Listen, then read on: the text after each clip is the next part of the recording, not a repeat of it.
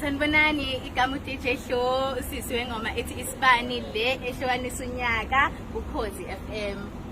So abantu bakhalile phambilini bathi isibani ingoma nje eqhamuke esikhaleni na isibani sesihlukanisa unyaka bayakhala futhi abantu bathi bebengayazi le ngoma uthini lapho kuloko Paul Ayi isibani ngasho nje ukuthi akuyona nje ingoma eqhamuke esikhaleni isibani bekade ngasireleasa and ngithe first day ngasireleasa ngabe nginqonqa abantu ukuthi please cela basivotele ayibo bas download and after uthi ngenze lokho baphuma uthi khona top 10 yoKhozi nganqonqa abantu ukuthi please cela nisivotele nisinominate ukuthi singene ku top 10 after that ngaqhubeka futhi ngacela amavoti sesingenile of which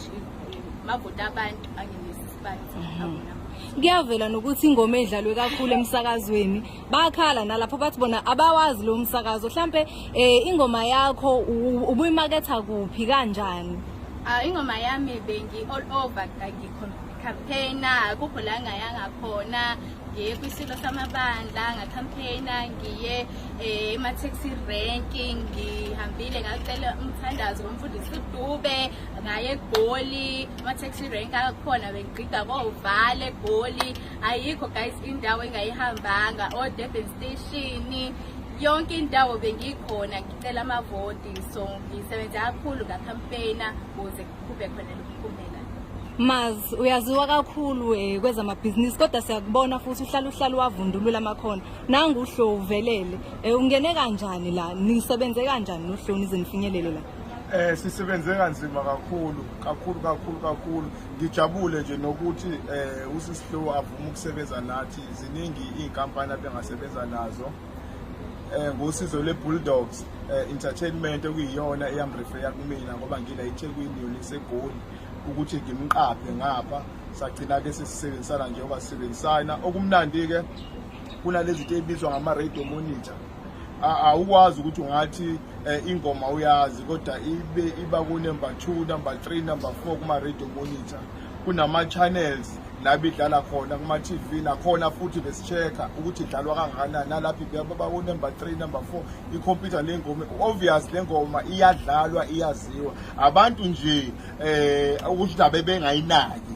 angeke sibabeke kabi sathi bebengayinakile sithemba ukuthi khali bezoyinaka ke njengoba ke sekunyaka omusha ke manje sihlukanisa unyaka niligaye kanjani ivoti okwenze naqinqeleza phambili ngoba abantu bakhala bathi bebevota bevotela nengoma abayithandayo kodwa bakhala ngaphansi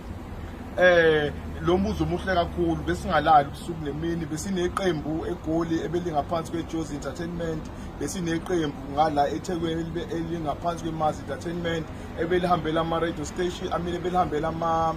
taxi rank ebelihambela endlunkulu lihambela abefundisa ama church lihambela kuzo zonke indawo even ema clubini